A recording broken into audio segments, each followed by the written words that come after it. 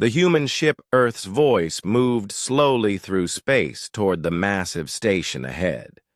Ambassador Kate Morrison stood at the viewing window, watching the structure grow larger as they approached. The station was huge, bigger than any human city. It orbited around a neutron star that spun and flashed with deadly light. Kate had seen pictures of the Galactic Council station before, but seeing it in person was different. The station had been built by alien hands over thousands of years. Different sections were designed for different species. Some parts glowed with strange lights. Other parts looked like they were made of living crystal. The whole thing made Kate feel very small. Ambassador, "We're getting the final docking instructions," said Lieutenant Commander Ryan Blake as he walked up behind her. Ryan was her aide and had worked with aliens before. He was good at understanding their strange ways, of talking and thinking. Kate turned away from the window. "How long until we dock?" "About 2 hours. The station controllers want us to use docking bay 7. It's in the section designed for oxygen-breathing species like us." Ryan held a data pad in his hands. "I have the latest briefing ready for you." Kate nodded and followed Ryan to her office on the ship. The office was small but comfortable. Maps of human space covered one wall. Another wall showed pictures of Earth and the human colonies. Kate sat down at her desk while Ryan activated the holographic display. The display showed the 3 most powerful species in the galaxy. First were the Vorthak, beings made of living crystal who could live for thousands of years. They were very old and very careful about everything they did. Next were the Ethereals, creatures made of gas and energy who thought as one big mind. They moved slowly and hated quick changes. Last were the Zephyrians, an insect-like species that worked together like a hive. They had millions of members, but only one shared thought. "These 3 species control the Galactic Council," Ryan explained. "They've been in charge for over 10,000 years. They make all the big decisions about who can do what in the galaxy." Kate studied the information. "And they're upset about human expansion." "Very upset," Ryan said.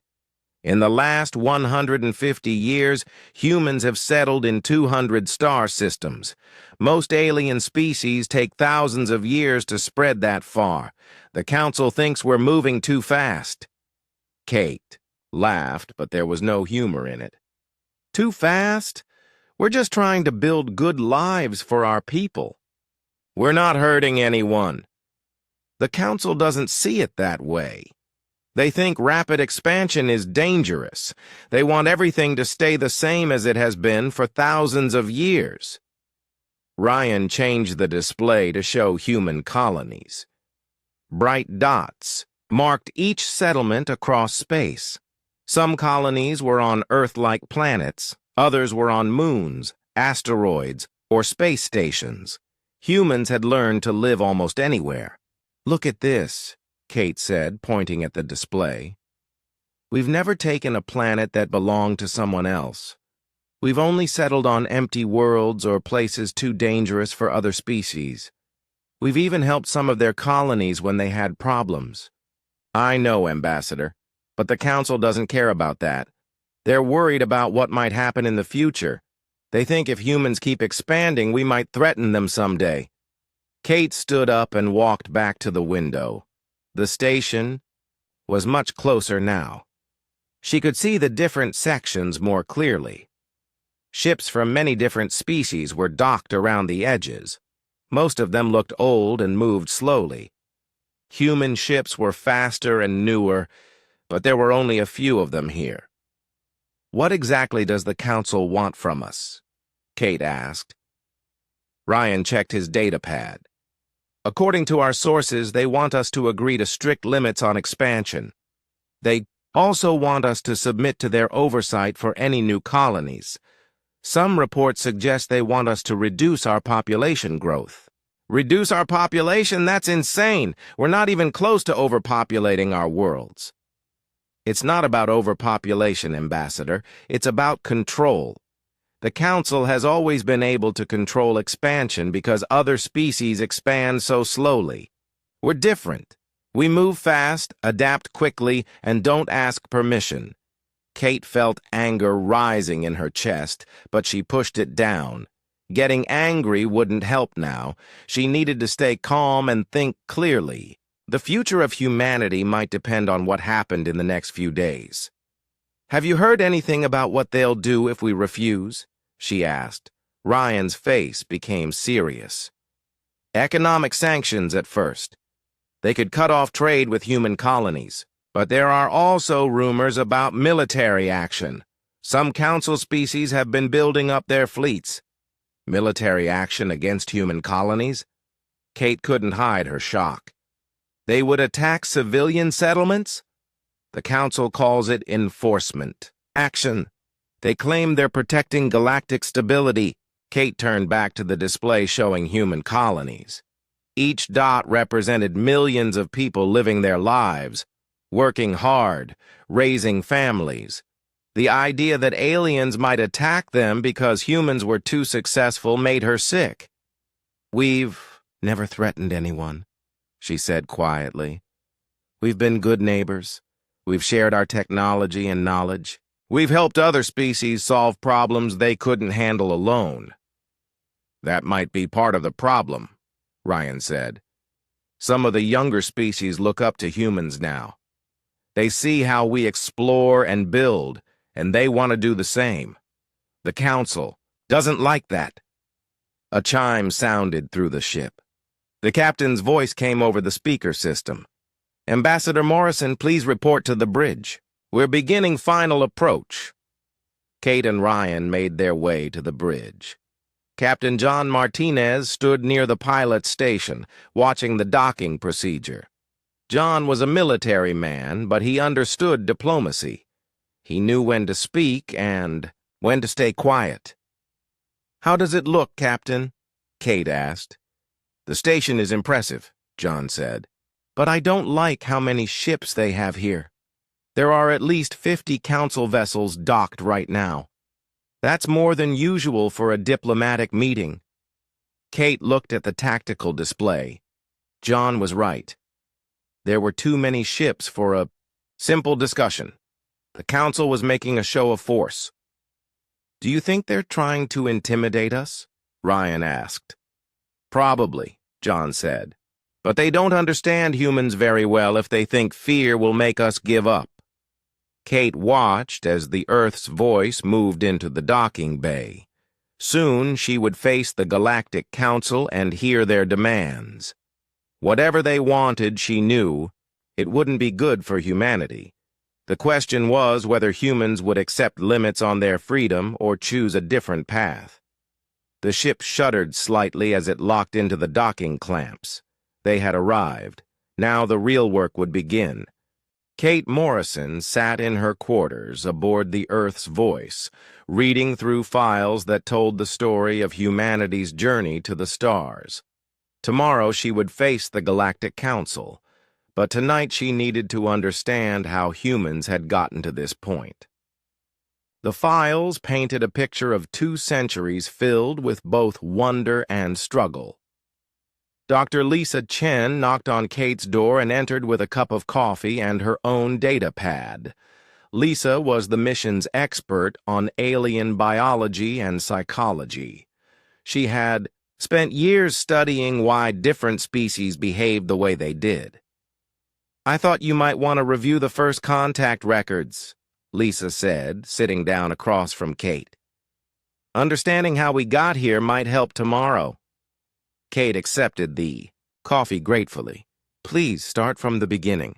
I want to understand why the Council sees us as a threat." Lisa activated her datapad and projected a hologram showing Earth as it was 200 years ago. When the Vorthak first found Earth, they were amazed that intelligent life had developed here. Most species come from what they call garden worlds, planets with mild climates, few predators, and stable conditions. The hologram changed to show images of Earth's wildlife, lions hunting zebras, humans surviving ice ages, volcanoes and earthquakes reshaping continents. Earth is what galactic scientists call a death world, Lisa continued. The gravity is higher than most planets. The weather is unpredictable. There are thousands of species that can kill humans, and humans learn to kill them back. Most alien species would die within days on Earth. Kate studied the images. She had grown up on Earth and never thought of her home planet as particularly dangerous. But seeing it through alien eyes, she began to understand. The Vorthak didn't expect to find spacefaring intelligence on a death world, Lisa said. Most species need millions of years of peaceful evolution to develop technology. Humans did it in just a few thousand years while fighting for survival every day. The hologram changed to show the first human space missions. Primitive rockets, carrying brave astronauts into the unknown.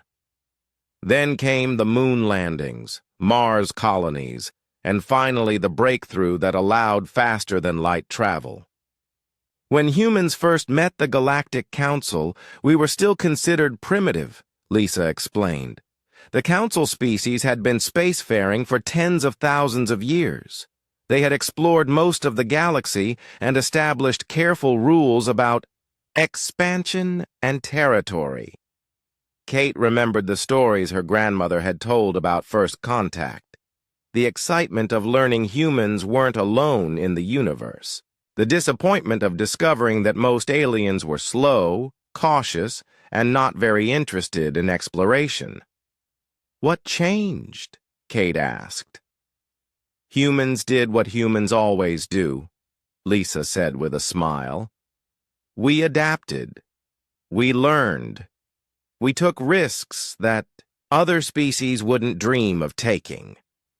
The hologram now showed the early human colonies. The first settlements were on Earth-like planets that aliens had ignored because they were too far from major trade routes. But humans didn't mind the distance. They were used to being isolated and self-sufficient. The breakthrough came when humans started colonizing worlds that other species couldn't use, Lisa continued. High-gravity planets that would crush most. Aliens, worlds with dangerous atmospheres, planets too close to their suns or too far away. Images flashed by showing human colonies in asteroid belts, on moons with no atmosphere, and even in space stations built inside gas giant storms. Humans had learned to live anywhere they could reach. Other species saw this and were amazed, Lisa said. But they were also worried. Humans were claiming territories that had been considered worthless. Suddenly, the galaxy seemed much smaller. Kate nodded. She was beginning to understand the Council's fear. For thousands of years, they had divided the galaxy between themselves. They had ignored the dangerous or difficult places because they couldn't live there. Humans changed that equation. What about our technology? Kate asked. I know we've made advances that surprise the Council. Lisa changed the display to show human ships compared to alien vessels. Human ships were smaller but faster. They could operate in dangerous areas where alien ships would be destroyed. Humans approach technology differently, Lisa explained. Most alien species develop technology very slowly and carefully. They test everything for decades before using it. Humans build prototypes, test them quickly, and improve them constantly. That sounds dangerous, Kate said. It is dangerous. Humans have lost more ships and people to accidents than any other species. But we've also made discoveries that other species missed because they were too careful to try. The display showed human medical advances that had saved millions of alien lives, human terraforming technology that could turn dead worlds into gardens, human exploration ships that had found new resources in areas too dangerous for others to explore. The problem is that our success makes other species uncomfortable, Lisa said. Young alien civilizations see what humans accomplish and want to follow our example. They start taking risks and expanding faster. The Council doesn't like that. Kate stood up and walked to the window. Outside, she could see the massive Council station with its ancient design and careful construction. It represented thousands of years of slow, careful progress. They want the galaxy to stay the same, Kate said. Exactly. The Council species have been in charge for so long that they can't imagine any other way. They see change as dangerous, even when it's good change. Lisa joined Kate at the window. There's something else you should know. We've intercepted communication suggesting that some Council species are actually afraid of humans on a biological level. What do you mean? Think about it from their perspective. Most alien species evolved from prey animals or peaceful herbivores. They avoid conflict and prefer cooperation. Humans evolved from predators. We're comfortable with competition and conflict. Kate had never thought about it that way.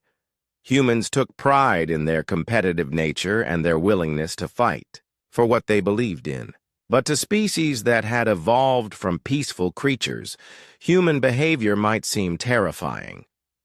The ethereals, for example, make all their decisions as a collective mind, Lisa explained. They can't understand how humans can disagree with each other and still work together. The Vorthak live for thousands of years, so they think in terms of millennia. Human decisions seem reckless to them because we act quickly. And the Zephyrians? They're probably the most afraid of us. Their entire society is based on everyone having the same thoughts and goals. Human individualism is like a disease to them.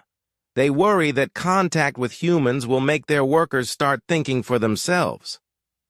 Kate felt a chill as she understood the full scope of the problem. This wasn't just about expansion or territory. The Council saw human nature itself as a threat to their way of life. What do you think they'll demand tomorrow? Kate asked. Lisa was quiet for a moment. They'll want to limit our expansion, obviously. But I think they'll also want to change us. They might demand that we alter our education, our government, even our culture to be more like theirs. Kate felt anger rising again. The idea that aliens would try to change human nature was outrageous. Humans had fought for centuries to build free societies where people could think and choose for themselves. They don't understand, Kate said, quietly. Limiting human expansion isn't just about stopping us from building colonies. It's about killing everything that makes us human. Lisa nodded. The question is, what will we do if they try? The doors to the Galactic Council chamber were enormous, at least 50 feet tall, and covered with symbols from dozens of different alien languages. Kate Morrison walked through them with her small human delegation, feeling like an ant entering a cathedral. The chamber beyond was unlike anything she had ever seen. The room was a perfect sphere, nearly a mile across. Different sections had been built for different species, with varying gravity, atmosphere, and lighting. Floating platforms held representatives from 47 different worlds, each in their own environmental bubble. The whole chamber rotated, slowly, giving everyone a chance to face the center where the main speakers would stand. "Stay close," Captain John Martinez whispered to Kate. John wore his dress uniform but no weapons. The Council had strict rules about that. Lieutenant Commander Ryan Blake walked on Kate's other side, carrying the diplomatic documents in a sealed case. Their platform moved smoothly toward the center of the chamber. Kate tried not to stare at the alien representatives, but she couldn't help herself. She had seen pictures of most species before, but being in the same room with them was overwhelming. The Vorthax section glowed with soft blue light. High Arbiter Zixthala sat at the center of their delegation, her crystalline body refracting light into rainbow patterns. She was over 3,000 years old and had been leading the council for 8 centuries. Her faceted face showed no emotion as she watched the humans approach. The ethereal section looked like a cloud of glowing gas contained within a transparent dome. Individual ethereals were impossible to identify because they could merge and separate at will. The collective mind that spoke for them could contain thousands of individual consciousnesses. Right now, their section pulsed with angry red light. The Zephyrian section buzzed with the sound of millions of wings. The insect-like beings moved in perfect coordination, like a single organism with many bodies.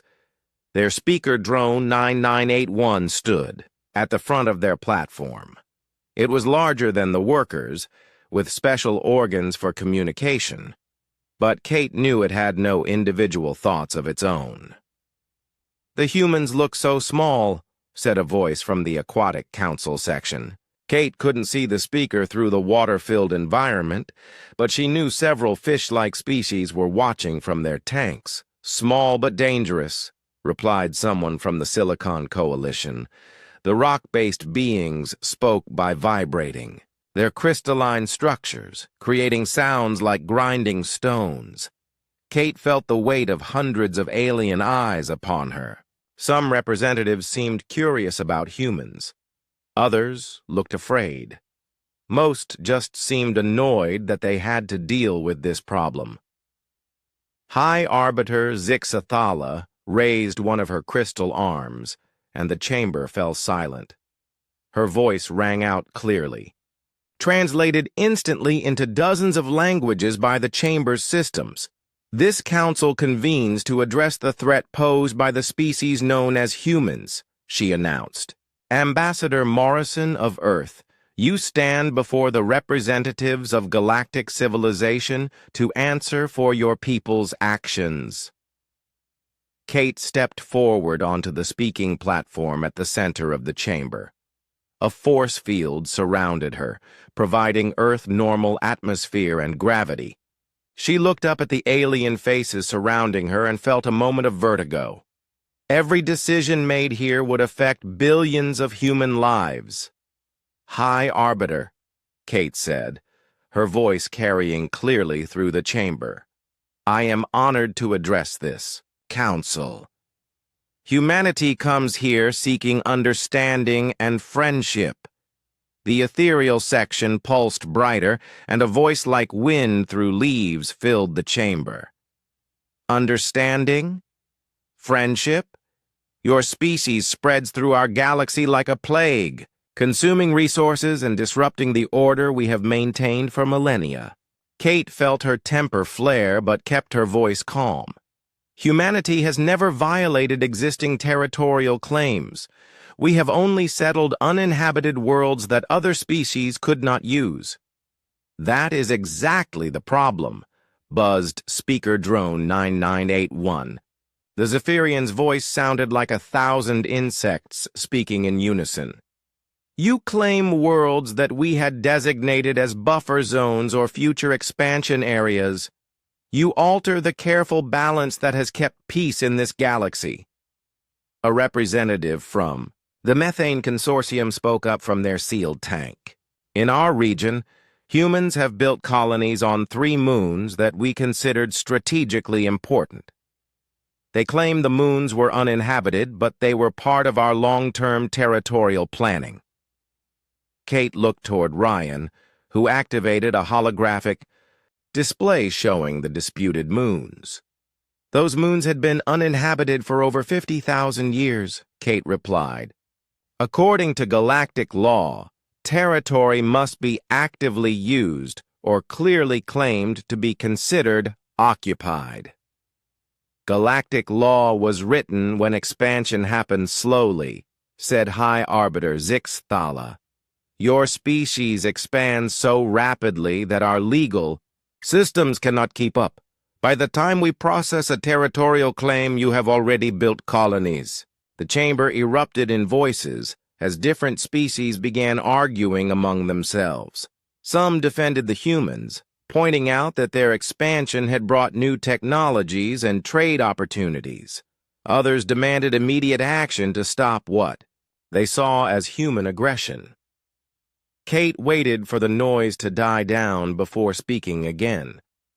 "Honorable representatives, humanity seeks only to build homes for our people and contribute to galactic civilization.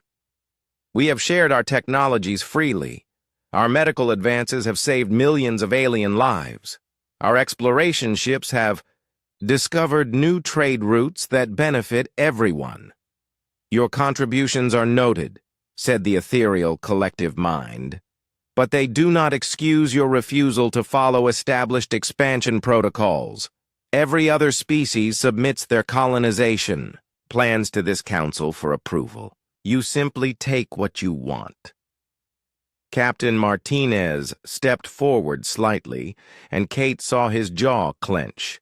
She knew he was thinking about the bureaucratic nightmare that galactic approval would create. By the time the council finished debating a single colony proposal, humans could build a dozen settlements. The council's approval process is designed for species that expand slowly over thousands of years, Kate said carefully. Human populations grow more quickly, and we need new homes within decades, not millennia. "Then perhaps your population growth should be controlled," suggested a representative from the Crystalline Assembly. "Most civilized species limit their reproduction to maintain population stability." Kate felt shock run through her body. The idea of aliens controlling human reproduction was horrifying. "Population growth is a fundamental right of any species. Humans will not accept outside control over our families." "Rights must be balanced against responsibilities," said High Arbiter Zixthala. "Your rapid expansion threatens the stability that has kept peace in this galaxy for 10,000 years. We cannot allow one species to disrupt the order that protects billions of lives." The Zephyrian speaker drone moved to the edge of its platform. "We have analyzed human behavior patterns. Your species shows clear signs of aggressive expansion syndrome. You will continue growing and spreading until you consume all available resources." "That's not true," Kate protested. "Human colonies are sustainable. We use advanced terraforming to create new resources rather than depleting existing ones." "For now," buzzed the speaker drone. "But biological imperatives are stronger than conscious intentions. Your species evolved as predators and competitors. You cannot change your nature." Kate looked around the chamber and saw fear in many alien faces. They weren't just worried about territory or resources. They were afraid of humans themselves. Dr. Lisa Chen had been right. This wasn't really about expansion. The council saw human nature as incompatible with their vision of galactic civilization. "What exactly does this council want from humanity?" Kate asked. High Arbiter Zixthala's crystal form grew brighter. "Formal charges will be presented tomorrow, along with our requirements for compliance. This session is adjourned." As the platforms began moving the delegates toward the exits, Kate heard whispered conversations in dozens of languages. Some aliens seemed sympathetic to humanity's position. Others spoke angrily about the need for immediate action.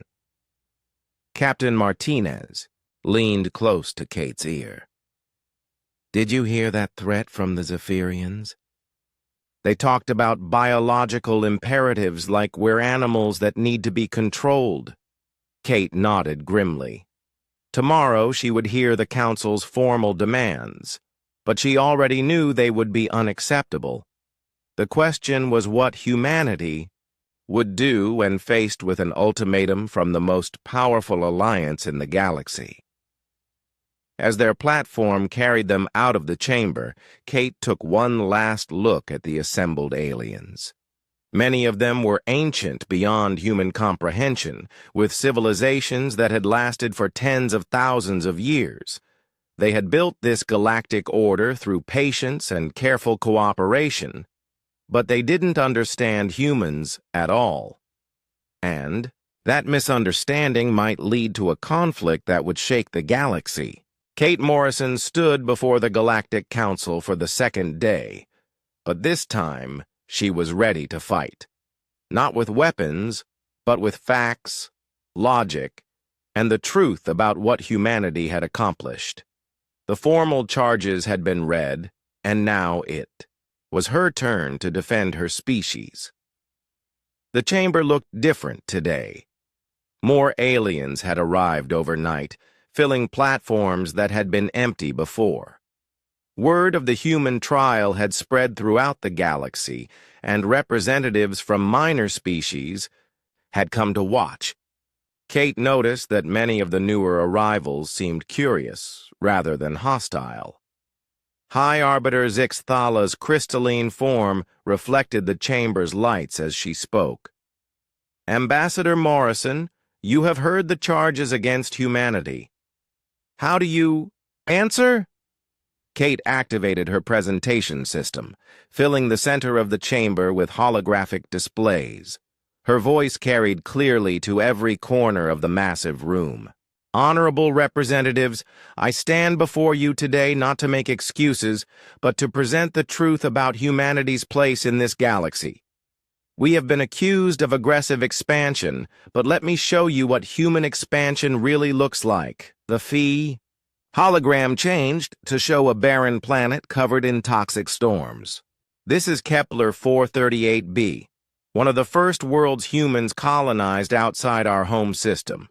The atmosphere was 90% sulfur dioxide. The surface temperature was hot enough to melt lead.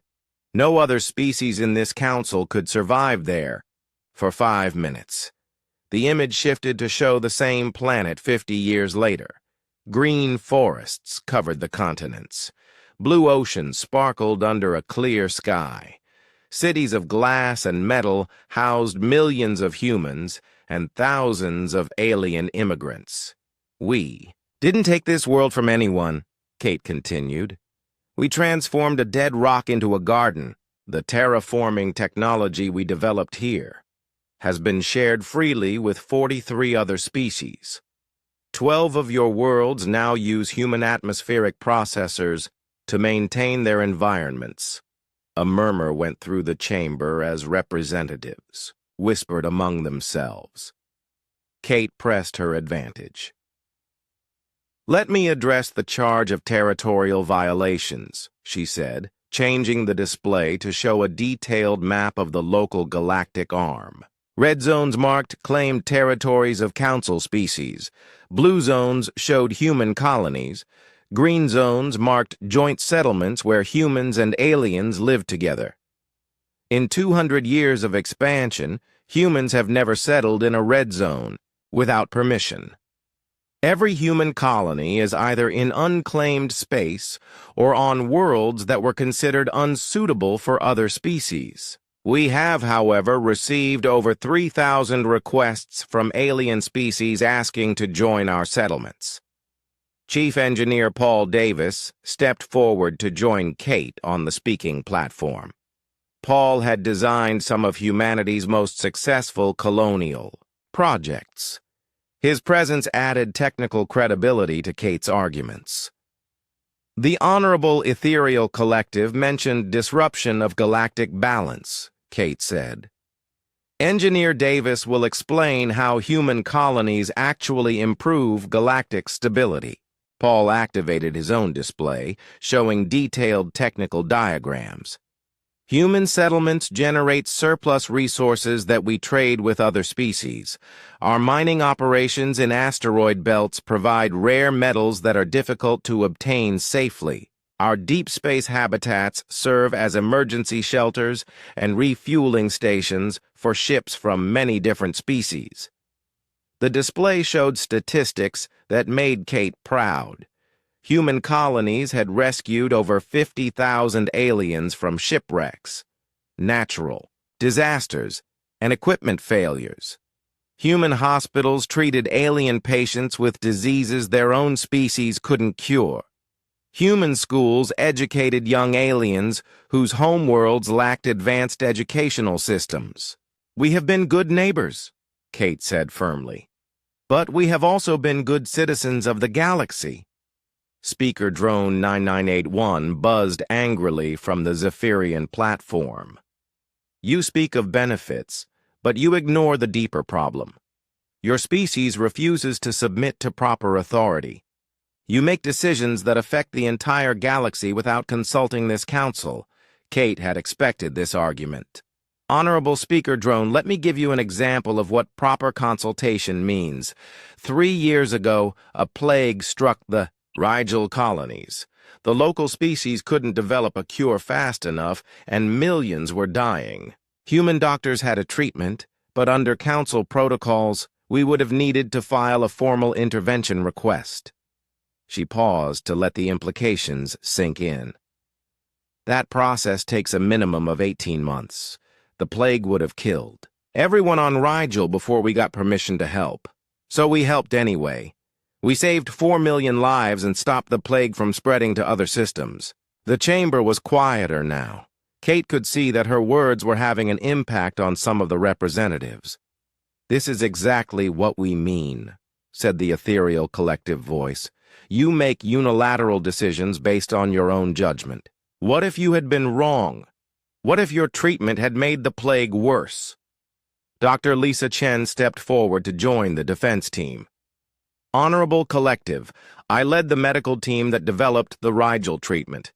We didn't act recklessly. We followed strict scientific protocols and tested our treatment thoroughly before deployment. The difference is that humans can implement emergency procedures in weeks rather than years." Kate nodded toward Lisa and continued. "This brings us to the heart of the issue. The Council operates on timescales that work for species that live for thousands of years. But emergencies don't wait for committee approval. Disasters don't schedule themselves around bureaucratic procedures." High Arbiter Zixathala leaned forward, her crystal facets flashing. "You claim noble motives, Ambassador, but your species shows patterns of behavior that concern us. Your rapid expansion, your willingness to bypass established procedures, your influence on younger species, these suggest aggressive intentions." Kate felt frustration building, but she kept her voice steady. "High Arbiter, let me ask you a question. In the past century, how many territorial disputes has humanity started with other species?" The chamber was silent. Kate waited, then answered her own question. "0. We have started 0 territorial disputes. We have never attacked another species, colonies. We have never demanded territory that belonged to others. Every human settlement has been built on empty worlds or with the explicit permission of the local government." She changed the display to show population statistics. "You've mentioned our population growth as a threat. Currently, there are 12 billion humans spread across 200 systems. The Vorthak Collective has 8 billion members on just 50 systems. The Zephyrian Hive contains over 30 billion individuals on 100 systems. Human population density is actually lower than most council species." Captain Martinez stepped forward slightly, adding his military expertise to the defense. "The Council has also expressed concern about human military technology. I want to address those fears directly." John activated a display showing human naval forces compared to Council fleets. The entire human navy consists of 400 ships. The Galactic Council collectively operates over 10,000 vessels. Our ships are designed for exploration and emergency response, not conquest. "But your ships are faster than ours," pointed out a representative from the Silicon Coalition. "Your military technology is more advanced. Our ships are designed by a species that evolved on a dangerous world," John replied. We build for survival and efficiency, but having better technology doesn't make us aggressive. If humans wanted to conquer other species, we would have done it already. Kate saw nods of agreement from some of the alien representatives. The logic was simple. If humans were really aggressive expansionists, they would have already started. Wars. Honorable representatives, Kate said, I want to address one final concern. Some of you have mentioned human influence on younger species. You're worried that other civilizations might follow our example of rapid development and expansion. She paused, looking around the chamber. But isn't that exactly what should happen? Shouldn't younger species be encouraged to grow and develop? Shouldn't they have the freedom to choose their own path among the stars? The question hung in the air like a challenge. Kate could see the uncomfortable expressions on many alien faces. The Council had built their power on keeping other species dependent and slow to develop. Freedom must be balanced with responsibility, said High Arbiter Zixthala. Rapid development leads to chaos and conflict. Does it? Kate asked.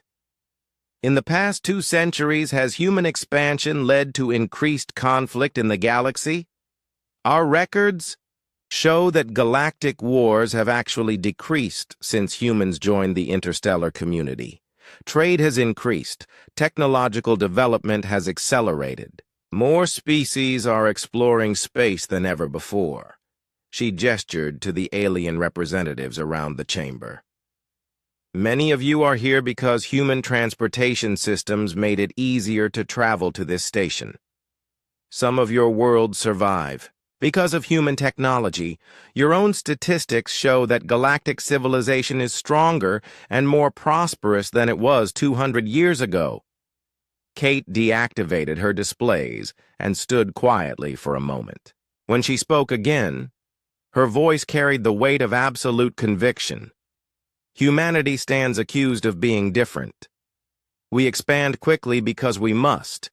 Our biology and psychology drive us to explore and grow. We make decisions rapidly because we've learned that slow responses lead to... The Galactic Council chamber had been reconfigured for the final session. The floating platforms were arranged in concentric circles around the central speaking area, with the 3 major council species positioned at the highest level. High Arbiter Zixthala sat at the apex, her crystalline form catching and reflecting light from every corner of the massive room. Kate Morrison felt the weight of history pressing down on her as she stood with her delegation in the accused section. Around the chamber, representatives from 47 species waited in tense silence. Many had been debating for hours about humanity's fate. Some had argued for leniency, but Kate could see from the positioning of the platforms that the major council species had made their decision. High Arbiter Zixthala raised her crystal arm, and the chamber's ambient sound dampeners activated. The sudden silence was absolute and oppressive. This council has deliberated on the matter of human expansion and the threat it poses to galactic stability, the High Arbiter announced. Her voice resonated through the chamber with the authority of 3,000 years of leadership. We have reached a unanimous decision among the founding council species. Kate felt her heart sink. A unanimous decision from the founding species meant the Vorthak, Ethereals, and Zephyrians had all agreed. That was never good news for anyone who opposed them. Ambassador Morrison, the High Arbiter continued, step forward to hear the judgment of this council. Kate walked to the center platform, her footsteps echoing despite the sound dampeners. Captain Martinez and Lieutenant Commander Blake remained at the delegation area, but she could feel their support across the distance. The evidence presented shows that humanity poses an unprecedented threat to the careful balance that has maintained galactic peace for 10 millennia, High Arbiter Zixthala said. Your species' rapid expansion, disregard for established protocols, and influence on younger civilizations cannot be allowed to continue unchecked. The ethereal collective's gaseous form pulsed with angry red light as their voice filled the chamber. Human behavior patterns indicate a fundamental incompatibility with civilized galactic society. Your species acts on impulse rather than careful deliberation. You make decisions in years that should take decades. You spread across space.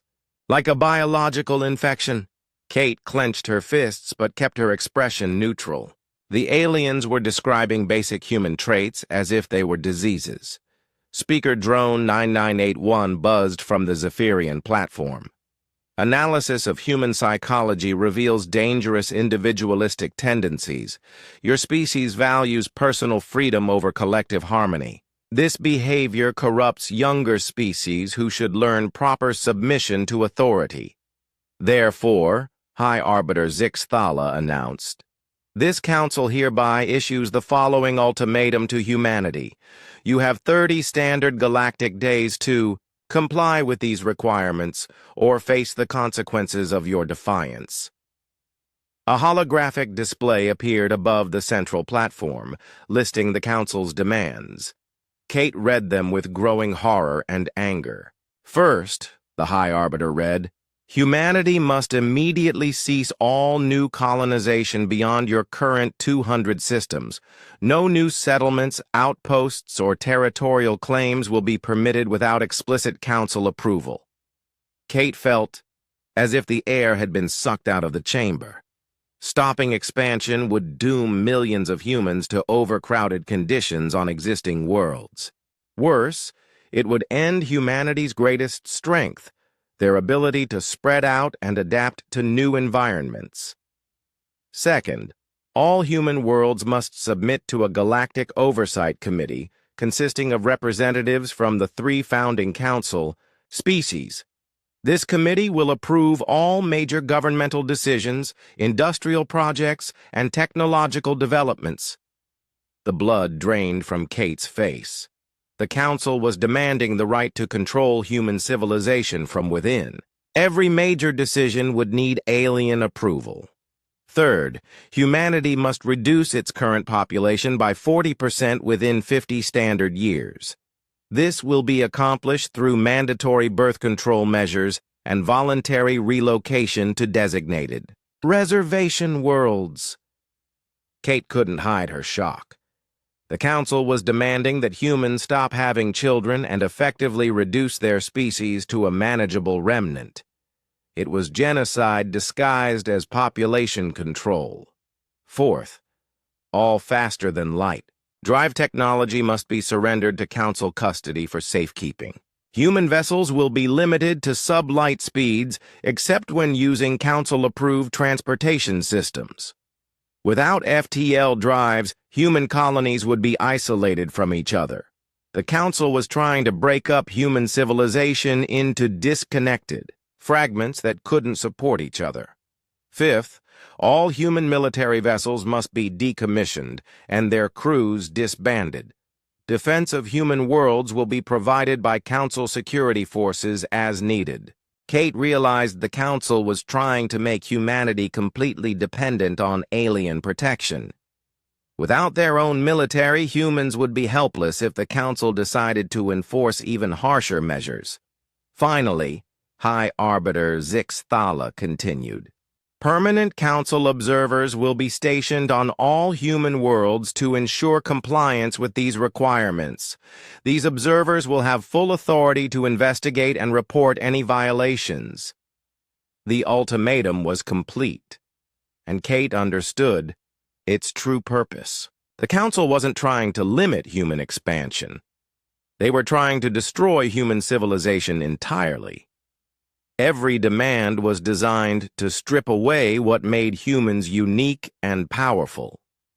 These requirements will ensure that humanity develops along proper civilized lines, the Ethereal Collective announced. You will learn to think carefully before acting, to seek approval before making changes, and to value stability over reckless growth. Kate found her voice at last. High Arbiter, these demands are not requirements for civilized behavior. They are conditions for slavery. The crystalline being's facets flashed with what might have been anger. You will not use such inflammatory language in this chamber. The Council's requirements are reasonable limitations designed to protect galactic peace. Reasonable? Kate's voice rose despite her efforts to stay calm. You're demanding that we stop having children, give up our freedom, and accept alien control over our lives. How is that reasonable? Speaker drone 9981 buzzed loudly. Your reaction proves our point. Humans cannot accept proper authority. You respond to reasonable limitations with emotional outbursts and accusations. Kate looked around the chamber at the alien faces watching her. Some seemed sympathetic, but they were representatives of minor species with no real power. The beings who made the decisions saw humans as a problem to be solved, not as people with rights. What if humanity refuses these demands? Kate asked. Hi. Arbiter Zixthala's form grew brighter. Then you will face the consequences of your defiance. The Council has prepared a coalition fleet of 5,000 vessels. This fleet will enforce compliance by blockading human worlds until your governments agree to our terms. And if that doesn't work, Kate pressed, then selective bombardment will be used to destroy human industrial capacity. The ethereal collective replied coldly. We are prepared to reduce your colonies to pre-industrial conditions if necessary. Kate felt sick. The Council was threatening to bomb human cities if humanity didn't surrender voluntarily. Bombardment of civilian targets is a war crime under galactic law, Captain Martinez called out from the delegation area. Enforcement action against illegal settlements is not a war crime, High Arbiter Zixthala replied. The Council has the authority to maintain galactic order by any means necessary. Kate realized the aliens had carefully planned their legal justification for attacking human colonies. They had probably been working on this for years. You have 30 days to deliver your species compliance, the High Arbiter announced. This Council is adjourned. As the alien platforms began moving toward the exits, Kate stood alone in the center of the chamber. The ultimatum hung in the air around her like a death sentence. Everything humans had built, everything they had accomplished, everything they hoped to become, it would all be destroyed if they accepted these terms, but if they refused, they would face a war against the most powerful alliance in the galaxy. Kate looked up at the departing aliens and made a decision. Some things were worth fighting for, even against impossible odds. Freedom was one of those things. Lieutenant Commander Blake approached her cautiously. Ambassador, what do we do now? Kate straightened her shoulders and walked toward the exit. Now we go home and tell humanity what the Council really thinks of us. Then we let our people decide whether they want to live as slaves or die as free beings. As they left the chamber, Kate could hear alien voices discussing the ultimatum.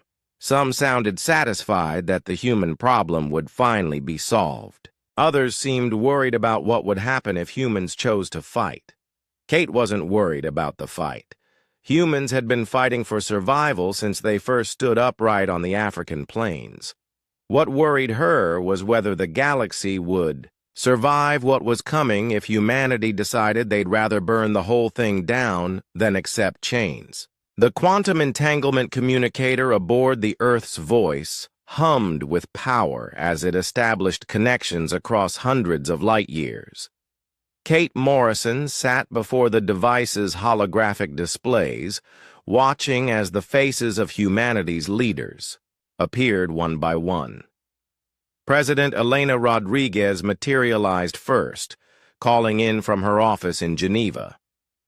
Admiral Tony Garrison followed, connecting from his flagship in the Sol system.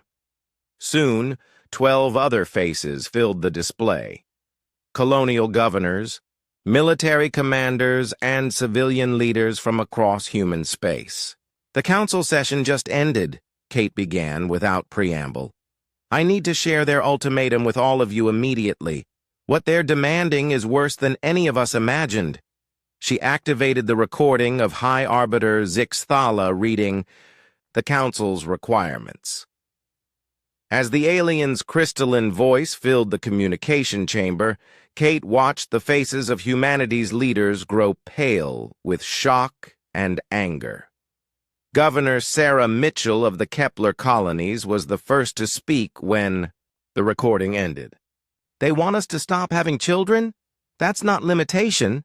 That's extinction. It's worse than that, said Dr. Martha Lewis, Director of Colonial Affairs, calling in from Luna Station. They're demanding the right to control every aspect of our civilization.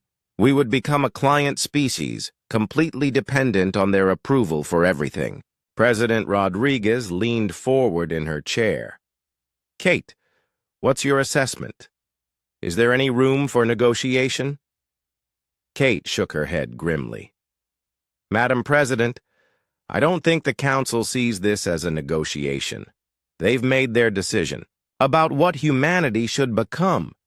These aren't terms, they're surrender conditions. Admiral Garrison's weathered face showed controlled fury. They're threatening to bomb our colonies if we don't comply. That's an act of war, plain and simple. Technically, they're calling it enforcement action. Captain Martinez interjected from his position behind Kate. They've structured their demands to make resistance look like rebellion against legitimate authority. Governor Chen of the Tau Ceti system spoke up. What about the younger species? Some of them seemed sympathetic during the hearings. The younger species have no real power, Kate replied. The 3 founding council species control everything that matters. The others are essentially decorative. Lieutenant Commander Blake activated a tactical display showing the relative strength of human and council forces. We need to discuss the military situation. Admiral, what are we facing? Admiral Garrison studied the display with professional calm. The Council claims they can field 5,000 ships. Our intelligence suggests that number is accurate, but most of their vessels are old and designed for patrol duties rather than combat. That's still a massive numerical advantage, pointed out Colonel Rebecca Torres from the Mars Defense Command. Numbers aren't everything, Admiral Garrison continued. Council ships are built by species that have been at peace for thousands of years. Their designs prioritize comfort and longevity over combat effectiveness. Human vessels are faster, more maneuverable, and built by people who understand warfare. Governor Williams of the Centauri colonies raised a troubling question. Even if we could win a military confrontation, what would be the cost? They're talking about bombarding civilian targets. Dr. Lewis brought up population statistics. We have over 12 billion people spread across 200 systems. Most of our colonies are lightly defended. If the Council is willing to target civilians, they could cause massive casualties before our military could respond. Kate felt the weight of those numbers. 12 billion lives, depending on the decisions made in this room. There's something else to consider, said Admiral Garrison. Our intelligence networks have picked up unusual activity in Council space over the past 6 months. They've been moving ships and supplies in patterns that suggest this ultimatum has been planned for some time. President Rodriguez frowned. You think they've been preparing for war? I think they've been preparing for a very short conflict, Admiral Garrison replied. Their strategy seems to be based on overwhelming force applied quickly to make resistance seem futile. Kate activated another display showing the timeline of recent events. Looking back, I think we can see their planning. The sudden increase in formal complaints about human expansion, the requests for detailed colony reports, the delays in processing trade agreements. They've been gathering intelligence and building their case. Governor Mitchell looked angry. So, while we were trying to be good galactic citizens, they were planning to enslave us. The question now is what we do about it, said Dr. Lewis. Do we have any options besides surrender or war? Kate had been thinking about that question since leaving the council chamber. I've considered every possibility. Partial compliance, gradual implementation, appeals to galactic law, nothing works. The council has structured their demands to be all or nothing. What about evacuation? Asked Governor Chen. Could we relocate our population beyond council? Reach? Admiral Garrison shook his head. Not enough ships, not enough time. Moving 12 billion people would take decades, and the council isn't giving us that long. Captain Martinez spoke up from his position behind Kate. There might be another option. During our time at the council station, I observed their security procedures and defensive systems. They're designed to handle riots or protests, not military action. Kate understood where John was going with this. You're talking about a preemptive strike.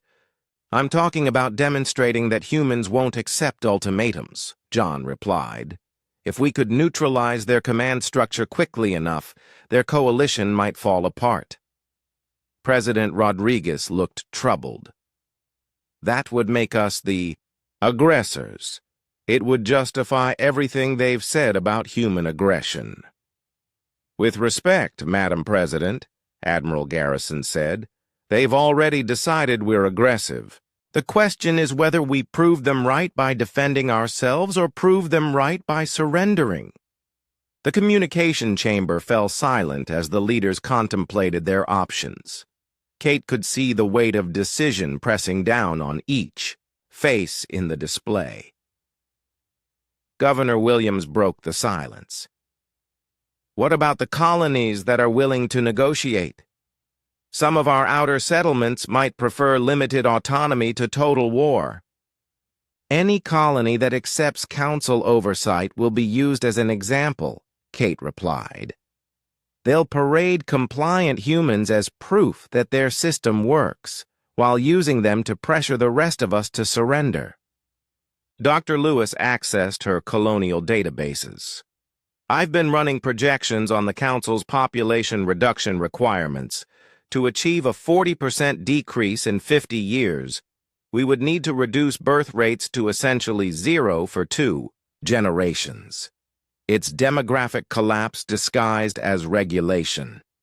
The implications were staggering. Even if humanity survived the transition, they would emerge as a broken remnant of their former selves. Has anyone considered that this might not be about us at all? Asked Governor Mitchell. What if the Council is using humanity as an example to scare other species into compliance? Kate nodded. That thought occurred to me too. If they can break the most successful expanding species, it sends a message to every other civilization about the price of independence. President Rodriguez leaned back in her chair, the weight of leadership visible on her face. I need to hear from each of you. This decision affects every human alive. Governor Mitchell, the Kepler colonies will not accept alien oversight of our families and children, Sarah Mitchell said firmly. We'd rather fight. One by one, the colonial governors and military commanders gave their positions. The vote was unanimous. Not a single human leader was willing to accept the Council's terms. Admiral Garrison, President Rodriguez said, "How long do we have to prepare?" The Council gave us 30 days to respond, Admiral Garrison replied. But I recommend we begin military preparations immediately. If we're going to fight, we need every advantage we can get. Dr. Lewis, start working on evacuation plans for non-essential personnel, the President ordered. Priority goes to children and critical research staff. Governor Mitchell, coordinate with the outer colonies on defensive preparations. Kate felt a mix of pride and terror as she watched humanity's leaders prepare for the fight of their lives. They were choosing freedom over safety, independence over survival. "Madam President," Kate said, "there's one more thing the Council should know. During my time at the station, I learned that our expansion has inspired several younger species to push for greater independence. If we resist the Council, we might not be fighting alone." President Rodriguez smiled grimly. "Then we'd better make sure we win. The galaxy is watching to see if the Council can break the humans. Let's show them what happens when someone tries." As the communication ended and the faces faded from the display, Kate felt the weight of history settling on her shoulders. In 30 days, humanity would give its answer to the Galactic Council. That answer would determine not just the fate of human civilization, but the future of freedom in the galaxy. 29 days had passed since the Galactic Council issued their ultimatum. Kate Morrison stood once again in the massive council chamber, but this time, everything felt different. The alien representatives seemed tense, shifting restlessly on their platforms. Many had expected humanity to request an extension or attempt to negotiate modified terms. Instead, the humans had requested a formal session to deliver their final response. High Arbiter Zix Thala's crystalline form reflected the chamber's lights as she called the session to order. "Ambassador Morrison, this council awaits humanity's response to our lawful requirements. Have your people chosen to comply with galactic law?" Kate walked to the central speaking platform with measured steps. Captain Martinez and Lieutenant Commander Blake followed her, but they remained at the edge of the speaking area. Kate carried no documents, no displays, no evidence. Today's message would be simple and direct.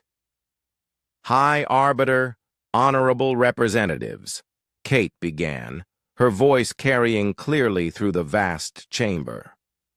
"I stand before you today to deliver humanity's formal response to the Council's ultimatum." She paused, looking around at the alien faces surrounding her. Some seemed hopeful that humans had chosen submission.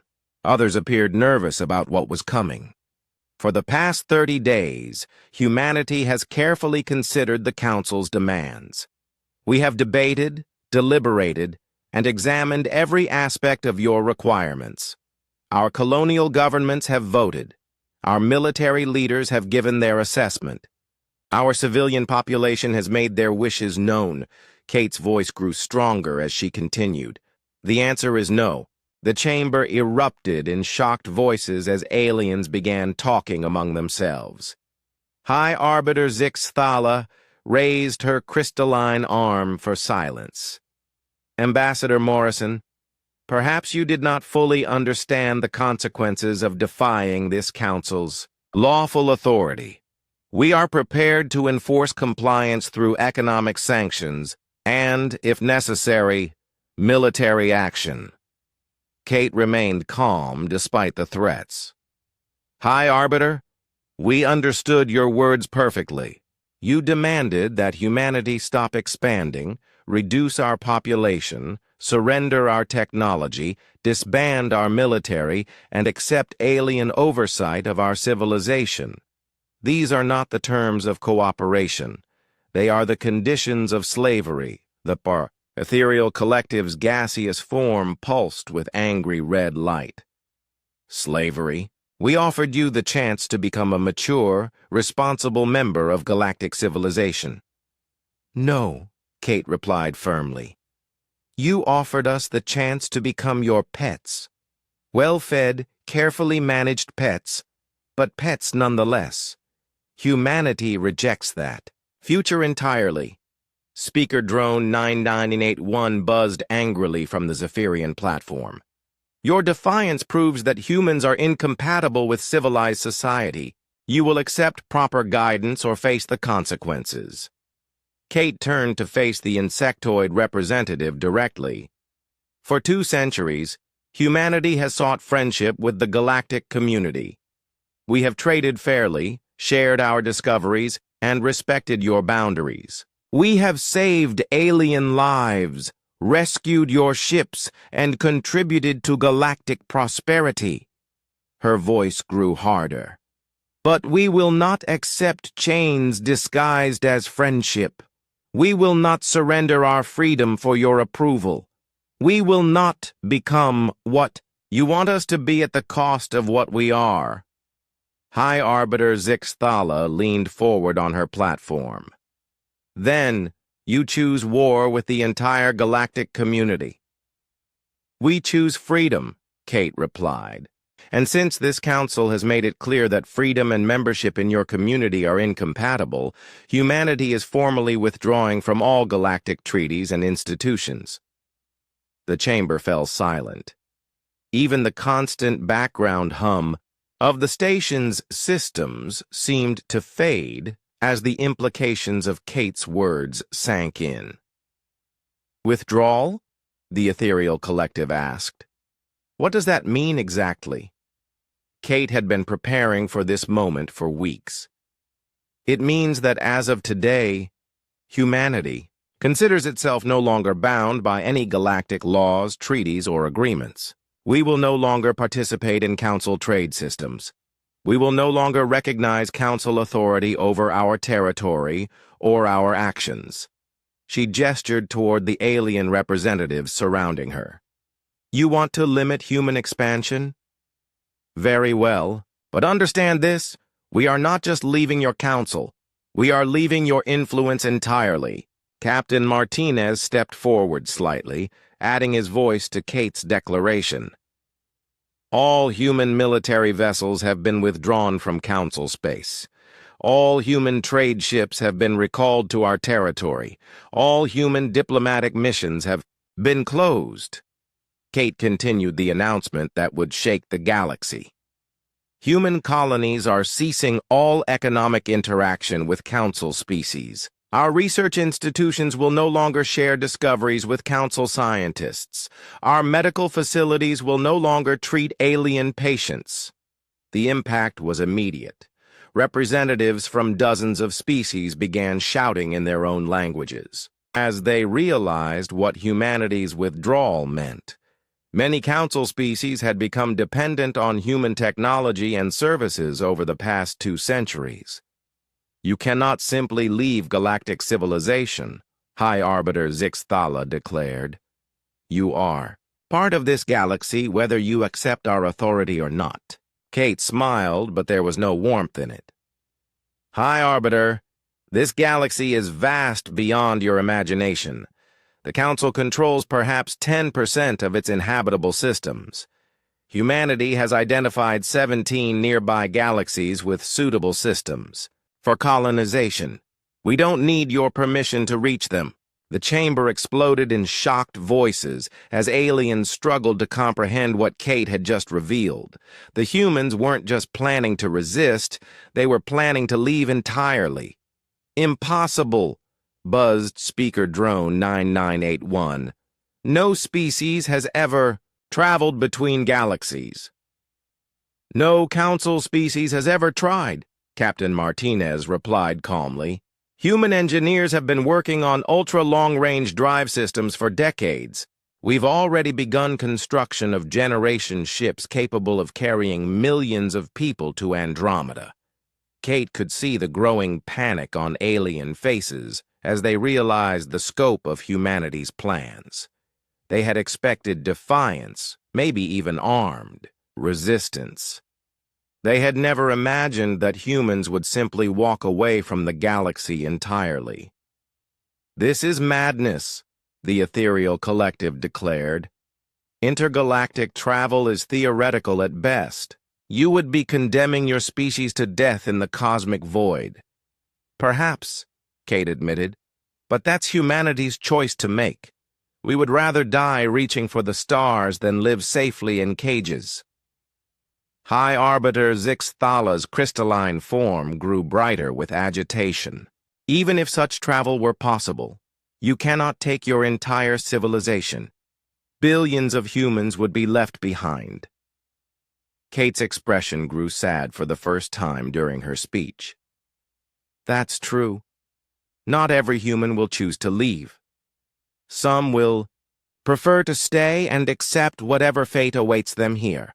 Others will hide in the spaces between council territories, but those who want to build something new will have that chance. She straightened her shoulders and delivered the final blow.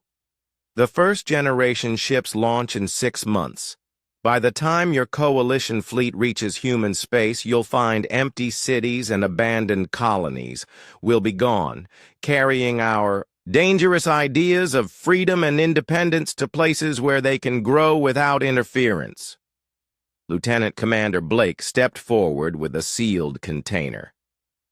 High Arbiter, this contains the formal documentation of humanity's withdrawal from all galactic treaties. It also includes a gift. Kate took the container and placed it on the speaking platform. Inside, you'll find the complete technical specifications for human terraforming technology, medical advances, and defensive systems. Consider it our farewell gift to the species that choose to remain under Council guidance. The gesture was both generous and insulting. Humanity was leaving behind the very technologies that had made them valuable to the galaxy, proving they didn't need Council approval to be successful. You think you can simply walk away from your responsibilities? High Arbiter Zix Thala demanded. Kate gathered her dignity around her like armor. Our only responsibility is to our own people and our own future. You made it clear that these are incompatible with membership in your galactic order. She turned toward the exit, then paused and looked back at the assembled aliens. For 10,000 years, this council has maintained peace through control and stagnation.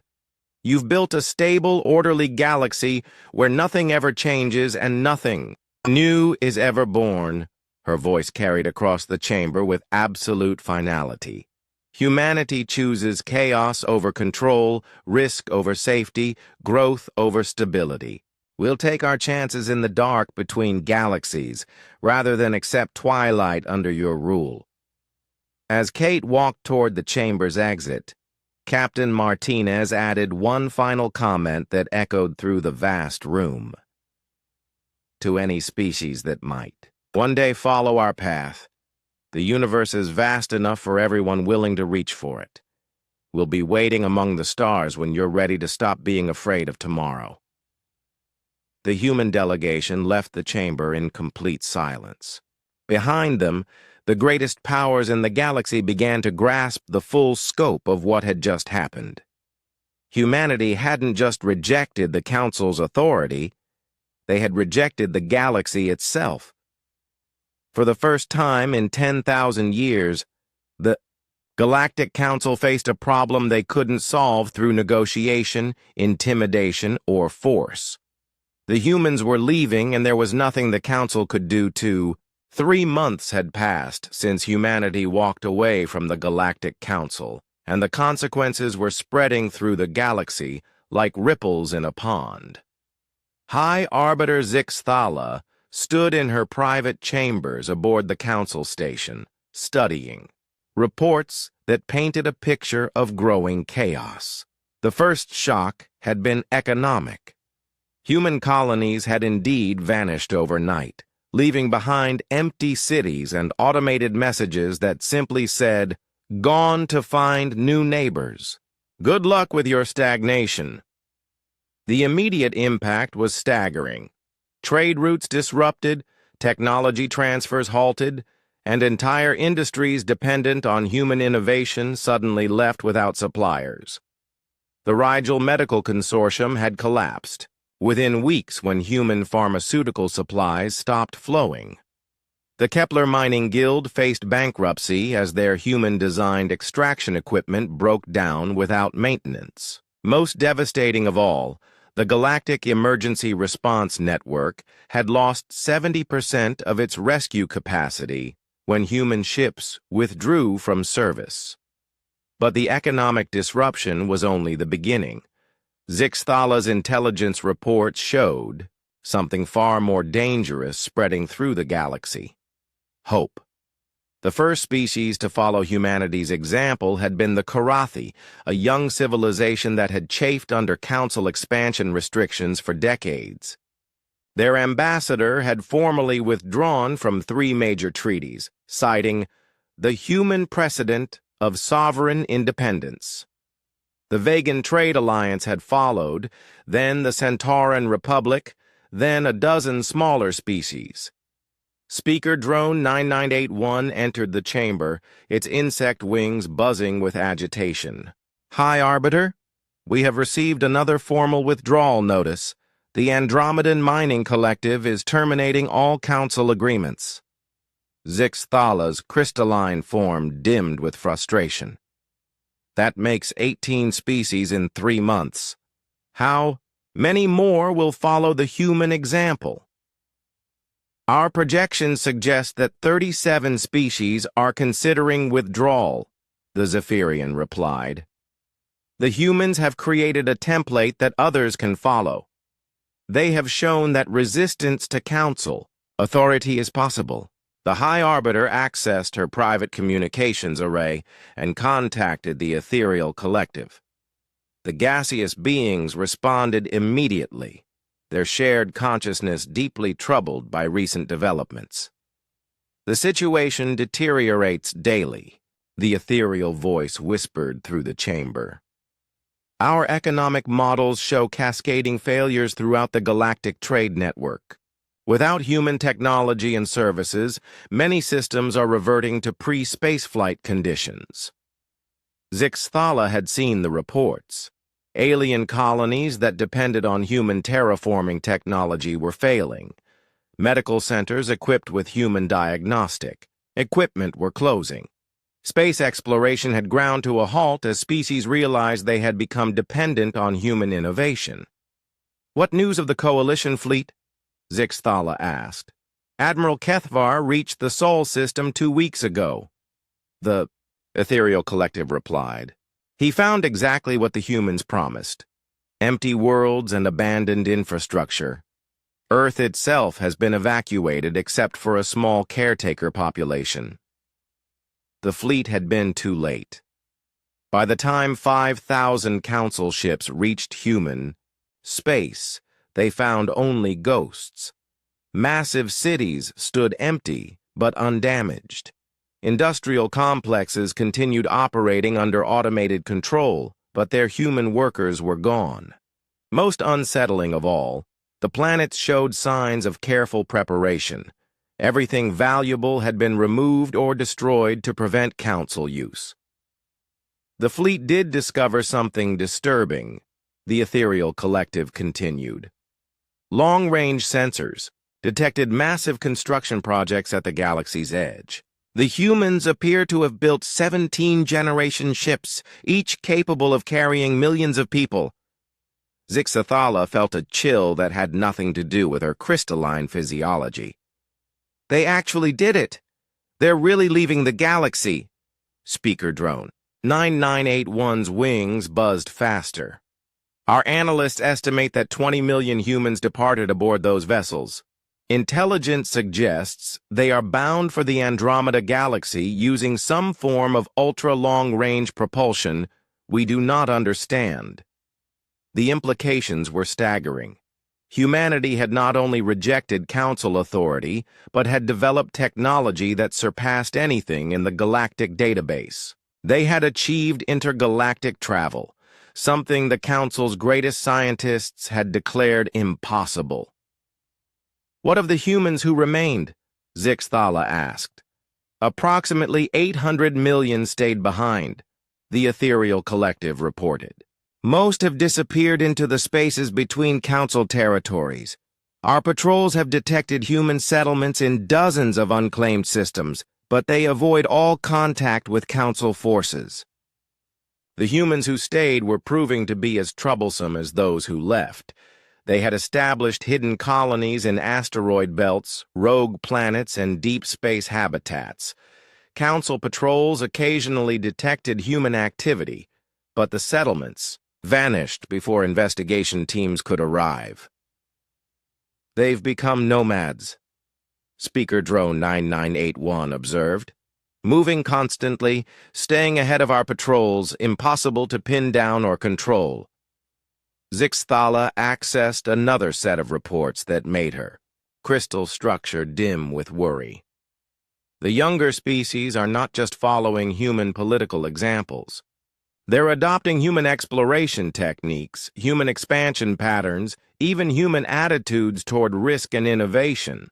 The Karathi had surprised everyone by announcing plans to colonize a dozen previously impossible worlds using modified, human terraforming techniques. The Vegan Trade Alliance was building faster ships based on human engineering principles. Most disturbing of all, several species were openly questioning the Council's 10,000-year reign of stability. "We face a crisis of authority," the ethereal collective admitted. "For millennia, we maintained order by demonstrating that resistance was futile. The humans have proven that resistance is not only possible, but potentially beneficial." A priority alert chimed through the chamber. Zixthala accepted the communication and found herself facing Admiral Kethvar, commanding officer of the Coalition fleet. The aquatic commander's scaled face showed exhaustion and frustration. "High Arbiter, I must report a disturbing development. We have discovered human messages hidden throughout their abandoned territories. They appear to be instructions for any species interested in following their path." Zixthala felt her crystal structure resonate with dread. What kind of instructions? Technical specifications for ultra-long-range drives, detailed star charts showing routes to other galaxies, and philosophical texts about the importance of independence and exploration. The humans have essentially left a roadmap for any species that wants to escape Council authority. The situation was worse than Zixthala had imagined. Humanity had not just walked away, they had left behind the tools for others to follow. The galaxy was being infected with human ideas about freedom and self-determination. "Admiral, what is your fleet's current status?" she asked. "Demoralized," Kethvar replied honestly. "My crew's expected to find human rebels to fight or civilian populations to intimidate. Instead, we found empty cities and farewell messages. Many of my officers are questioning whether we're the villains in this story." That was perhaps the most dangerous development of all. The Council's own military forces were beginning to doubt the righteousness of their cause. If the fleet turned against the Council, the Galactic Order would collapse entirely. 6 months later, Dr. Amy Roberts stood on the observation deck of the generation ship New Horizon, watching the Milky Way galaxy shrink to a dim spiral in the distance. Behind her ship, 16 other massive vessels carried the remainder of humanity toward their new home in Andromeda. The journey would take several years even with their new ultra-long-range drives, but Amy felt no regret about leaving. The galaxy they had abandoned was already changing in ways that proved humanity's point. Young species were breaking free from Council control, exploring new territories, and pushing the boundaries of what was possible. "Dr. Roberts," called Captain Steve Harris from the ship's intercom, "we're receiving our weekly intelligence report from the galaxy." Amy made her way to the communications center where the latest news from their former home was being decoded. The reports came from human agents who had stayed behind to monitor galactic developments. "The Karathi have declared independence from all Council treaties," Amy read from the display. "The Vegan Alliance has established colonies in 12 previously forbidden systems. The Centauran Republic is building a fleet based on human ship. Designs," Captain Harris smiled as he read over her shoulder. "Sounds like our departure speech inspired more than we expected." Amy nodded as she scrolled through more reports. The Council is trying to reassert control, but they're facing resistance from 30 different species now. Their authority is crumbling. The most encouraging news came from the younger species that had never fully accepted Council dominance. They were embracing human concepts of rapid expansion, technological innovation, and individual freedom. The galaxy was entering a period of unprecedented change and growth. There's also this, Amy said, highlighting a specific report. Long-range sensors have detected 3 other species beginning their own intergalactic exploration programs.